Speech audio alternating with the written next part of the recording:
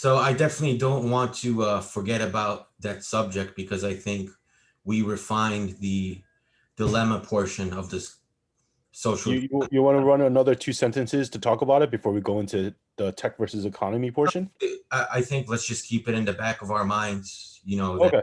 what is So the yeah. danger? What is the actual danger of social media as, Okay. as we carry on this conversation? Minus the genocide in Myanmar caused by Facebook, or not caused by Facebook. That's incorrect. Um, like made more easily to happen by Facebook. I would say, right? There was a whole genocide in Myanmar, something like that happened. It was kind of like a whole issue. Yeah, it's like awful if you just put it like that. Yeah. That should be I like, mean, I mean that's what it was called in the dilemma, no? Like that was like what it was presented as. But like I love Facebook. I love the fact that they have Oculus like Rift and stuff like that. Like I use it. Like it's a shame that happened, and I'm pretty sure that they're putting a lot of safeguards on that now. Now that especially like I mean they're evolving too, right? So anyway, our 8-minute segment now. I guess you'll start the clock. yeah, Tech versus economy. yep. All right. So just coming from a tech background, it's so crazy that this whole uh, basis of this technology was developed in 1991 with the publication of the HTTP protocol, which is what defines the World Wide Web. Okay. So computers communicate different using different protocols, right? Right. So whether you're on your smartphone or online or in Zoom, most likely you're sending HTTP requests. And those things only go back to 1991. That's when the first specification was made.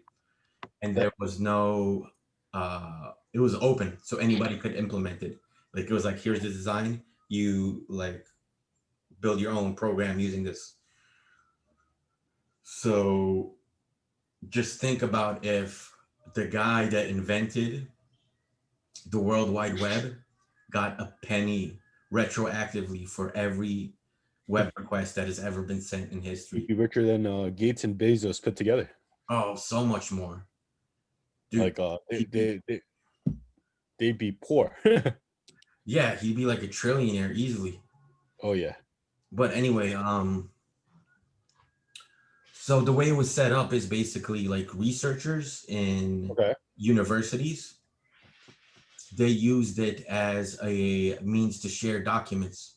Like remember back in the day, they used to talk about the information superhighway, Right. information, and They, they definitely made it a lot easier and cheaper to share, right? And quicker, more efficient, right? and even the original purpose was just sharing, like you said, just sharing and So basically, it would be like, okay, let's say I'm studying chemistry in one university and you're studying chemistry in another university across the world, right? Right. This is like before internet, before smartphones. This is like the how it originated. Right. So I would create a web page with a list of my papers, Okay. and those are called hyperlinks. Right. Remember that term? Like link is actually Or, short for hyperlink. So I right. just have like a thing of my research papers, Hmm. and then maybe you would have a friend that links to my site, right? Right. And then your friend, your colleague, whatever, you visit his site and you get exposed to my work because it's listed there. So that's Right. very basic kind of idea of sharing information from a technological level. And it's funny because so the way ads work, right? Ads are So advertisers can see what web page you're coming from. That's the whole ball game. That's how they're Wow. that's how they're able to that's what makes everything work. There's other things that make it work, like session management, but Right. basically whenever, okay, so like let's say if you Okay, so let's say I had that web server in my university about chemistry, right? Okay. So you would make requests for my documents, and then I could look in my logs to see where those requests are coming from, and that way I could discover your research page. Does that make sense? Yeah. So advertisers use this brilliantly as a way to determine everything about you, Right. because they're whatever whenever you request an ad, they know exactly what you've been looking at the second before. That's crazy. So And are, that wasn't even the purpose. It wasn't like the purpose at all. no, but that's interesting how it evolves, right? Because like we stuff that comes out the first time, right? We don't know what else it can be used for, right? Like before, used to have like heart medication, and all of a sudden, heart medication is being used as Rogaine, right? Like stuff was like all over the. We don't know when things are at its very low or introductory form. We don't know where it ends up. We don't know what it evolves to. So also tech has like changed like stockbrokering, right? Like the stock market dramatically, right? So Yeah.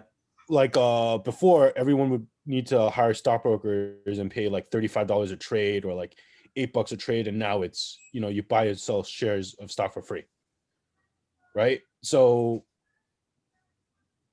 I feel like technology has increased the capacity of the economy to perform, to do.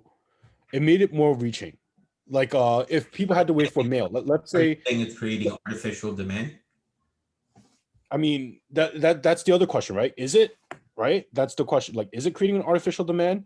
And apparently, like the people in these companies, some of their jobs is to create demand, right? Like isn't that what marketers do? Create a demand for Yeah, a product? that's the whole industry of marketing, is to create Right. demand. So tech has to create demand for itself in order to have value, right? So it's definitely different. But it's weird because they really like Facebook. You go onto Facebook, like what do they have? They're not getting money from you, they're getting money from advertisers. So Yeah, they're not paying you to use their platform, right? But you get to use it for free, do you quote know unquote anybody free. that works in advertising? Do you know what? Do you know anybody that works in advertising? I know a marketer. Like I know a director of marketing. So like when you talk to this person, is it kind of like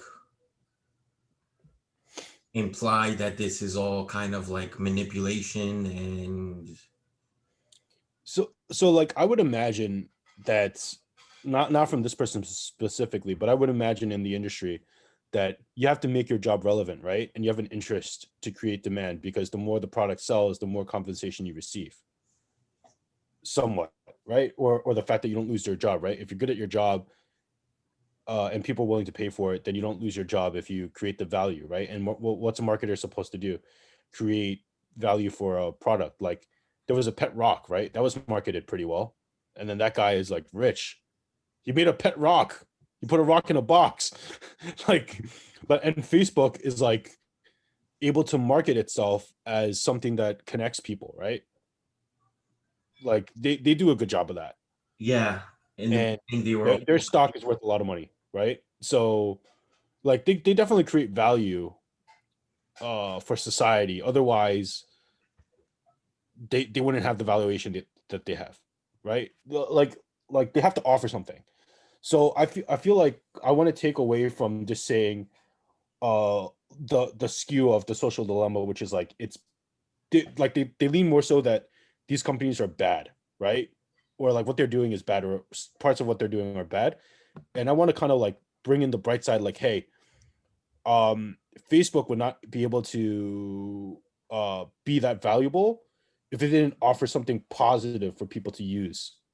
So that actually goes back to my original thought where I don't think the companies are bad, but I do think they're dangerous. How? What do you mean by that? Well, like you said, they caused a genocide or facilitated a genocide. Well, That's they didn't facilitate it. They just made it easier for it to happen, right? It's like the it's like you don't go and blame every knife maker for making kitchen knives when someone stabs their spouse with a kitchen knife, right? Like you don't like yeah, it made it easier, but you like that then that's the dilemma, right? I guess that's why they call it social dilemma because we don't know, right? but at the same time, you can't just go buy like swords, like samurai swords, You right because technology is a lot different nowadays, right? Obviously.